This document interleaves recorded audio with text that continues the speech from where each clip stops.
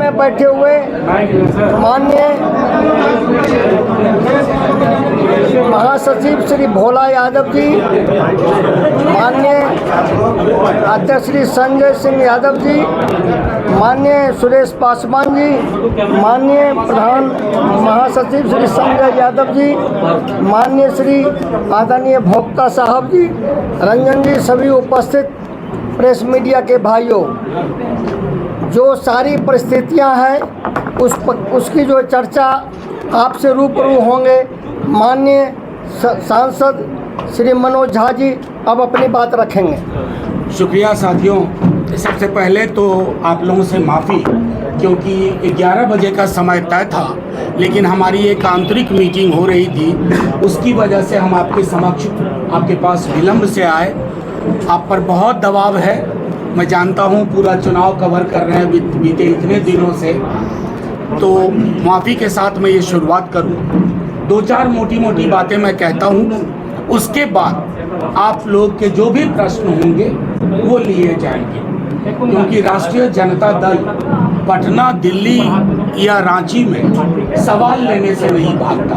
हम उनमें से नहीं जो एक तरफा अपनी बात रखते हैं। मैं आपसे शांति की अपील एक बार पुनः करता हूं और ये कहता हूं कि बीते कुछ दिनों में जो डेवलपमेंट हुआ, कल भी आप लोगों के माध्यम से कहा था कि थोड़ी पीड़ा हुई, थोड़ा अप्रीतिकर लगा, क्योंकि हमारे राष्ट्रीय अध्यक्ष पिछली बार जब 19 में चुनाव यहाँ हो रहा था वो यहीं थे और उन्होंने कलेजे पे पत्थर रख करके 7 सीटों के लिए सिर्फ इसलिए हामी भरी। भोला बाबू यहाँ बैठे हुए हैं, सिंबल भरा हुआ हमारे कैंडिडेट्स का हमने विड्रॉ कर लिया, सिर्फ इसलिए कि उस विशाल हृदय व्यक्ति हमारे राष्ट्रीय अध्यक्ष का गोल है बीजेपी को हटाना, और उस गोल में कामयाब हुए। स्ट्राइक रेट हमारा 7 लड़े 5 पे रनर अप रहे, क्लोज 1800 2000 ऐसे हारे। कई विधायक हिलने डुलने लगे। हमारा तो एक ही विधायक था, मंत्री थे सत्यानंद जी, कभी इनके बारे में सुना कि ये हिल डोल रहे हैं? कोई कलकत्ता में पकड़ा गया, कोई कहीं पकड़ा गया। तो ये प्रतिबद्धता थी कि हमने महागठबंधन को मजबूत करने का काम किया। आप सब जानते हैं, इंडिविजुअली आप लोग मैसेज भी करते हैं कि राजद का कम से कम 22 जगहों पर कम से कम एक ऐसा जनाधार है जहां हम जीत तय करते हैं, चाहे वो जेएमएम के हमारे साथ ही लड़े या कांग्रेस के साथ ही लड़े। हेमंत जी को मुख्यमंत्री बनाया, उसी संदर्भ में बार बार हम इस बात को दोहराते हैं। कल जो इस बात को लेकर के आपसे कहा, हमारे नेता प्रतिपक्ष तेजस्वी जी, इंडिया गठबंधन के बनने में भी महती भूमिका थी हमारे राष्ट्रीय अध्यक्ष लालू जी की। हम बीजेपी से पारंपरिक रूप से लड़ने वाले लोग हैं, हमारी आंख बिचौनी कभी नहीं हुई, कईयों की हो गई, कई इस खेल के माहिर हैं, लेकिन राष्ट्रीय जनता दल ने अपने नेताओं का जेल जाना स्वीकार किया, प्रताड़ना सहना स्वीकार किया, लेकिन भाजपा के वॉशिंग मशीन के आगे नतमस्तक होना स्वीकार नहीं किया। ये है राष्ट्रीय जनता दल की थाती। आज भी जो बिहार के लोग, क्योंकि झारखंड और बिहार का एक नैसर्गिक रिश्ता अलग हुआ, लेकिन जो बिहार के लोग पारंपरिक रूप से यहाँ रह रहे थे, आज भी उनके लिए विकल्प राष्ट्रीय जनता दल है। एक बड़ी बहुजन आबादी जिसको अपना स्वर चाहिए, उसी स्वर का प्रकटीकरण था। हम आपको जब नेता प्रतिपक्ष 2 दफे हम लोग गए, बड़ी सौहार्दपूर्ण बातचीत हुई, परसों रात हेमंत जी स्वयं थे, सारी बात हुई। इस संभावना पे बल दिया गया कि हमें मिल के लड़ना है और बीजेपी की जो तमाम कोशिश है ED, CBI, IT, election rigging के माध्यम से, उसको विराम देना है। लेकिन कल एक यूनिलैटरल डिसीजन हुआ जिसमें कहा गया कि साथ छोड़ा जा रहा है। शाम तक जब हम दोबारा बातचीत के लिए गए, जिसे मैं उतना सौहार्दपूर्ण नहीं मानूंगा, लेकिन उसमें जो व्यक्ति बातचीत के लिए थे हमारे वरिष्ठ नेताओं के साथ, हमारे प्रभारी हैं, केंद्रीय मंत्री रहे हैं, कई बार के विधायक रहे हैं, लेकिन थोड़ा कष्ट हुआ इसलिए कि अपने लोग हैं जिनके साथ मिलकर के हमने झारखंड में एक नई राजनीति की कल्पना की थी। अब वो बातचीत 3-4 सीट पे आई। 3-4 सीट ना हमारे कार्यकर्ता को, ना हमारे मतदाताओं को, ना हमारे नेताओं को स्वीकार्य था। और इसलिए जब हमारी कल की बैठक हुई, आज की बैठक हुई, तो ये चिन्हित किया कि ये इतनी सीटें हैं जिसका ब्यौरा कल तक आपको हम दे देंगे। हम महागठबंधन को 60 से 62 सीट पे मदद करेंगे, झारखंड मुक्ति मोर्चा और कांग्रेस को।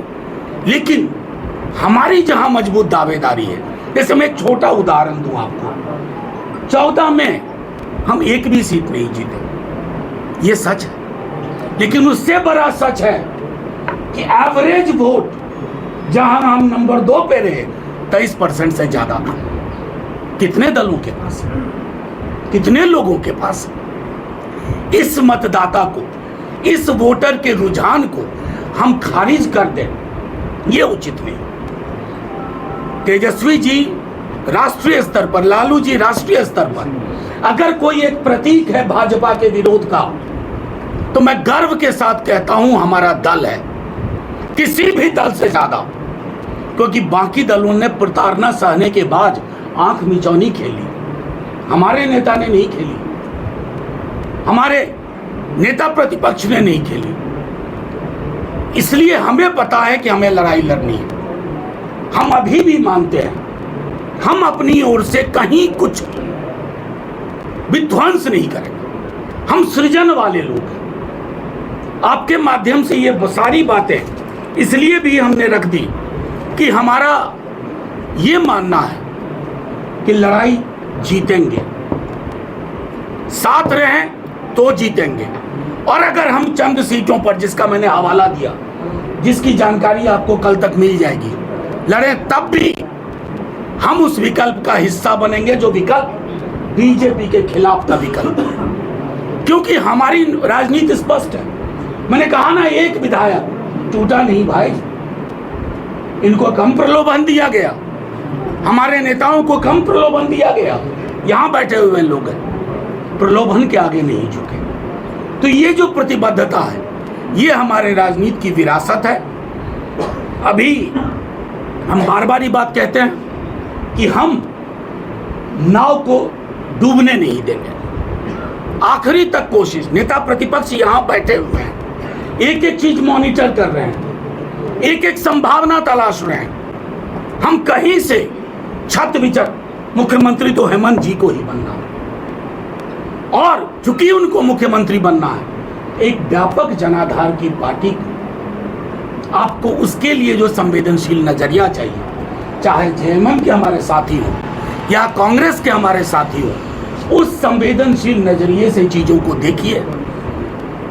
हम, जैसा मैंने पहले कहा, कि 60 से 62 सीट पे आपकी खुल के मदद करेंगे।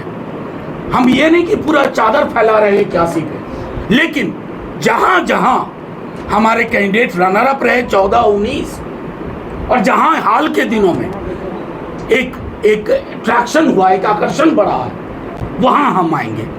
और मैं समझता हूं कि आज की रात तक तमाम हम लोगों के बीच के भी फैसले होंगे।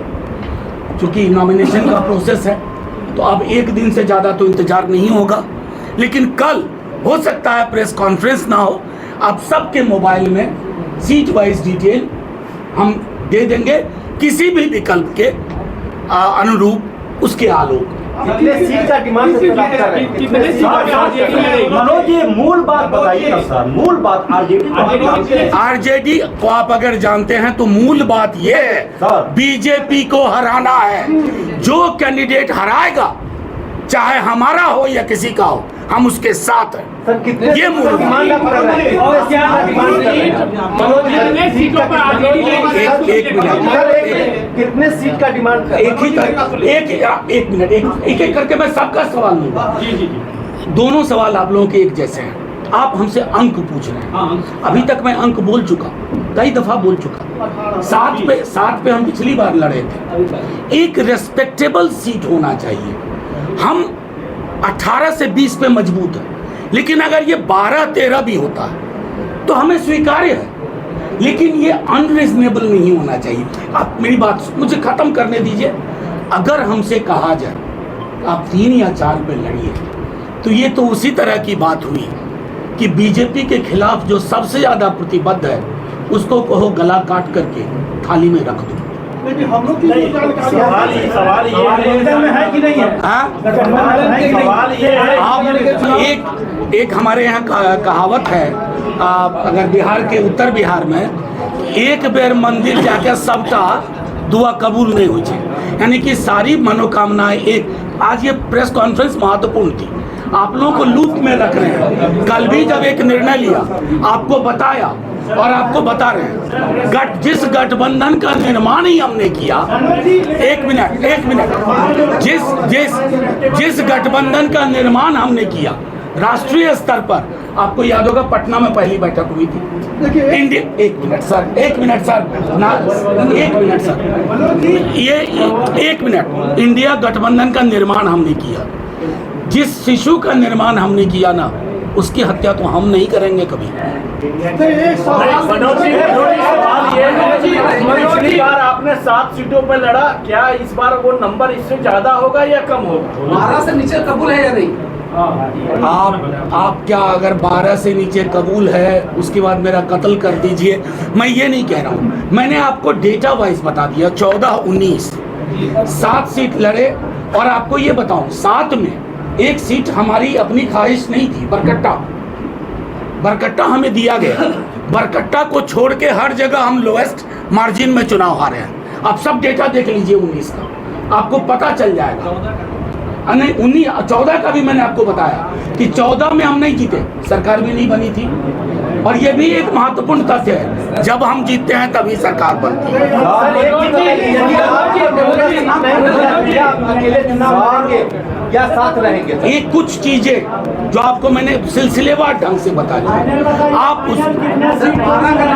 आप एक बात जान लीजिए, आपको सिलसिलेवार बताया। ये तैयारी हमारी है, कल 11 बजे तक आपके पास सारी जानकारी सीट वाइज उपलब्ध होगी। Thank you.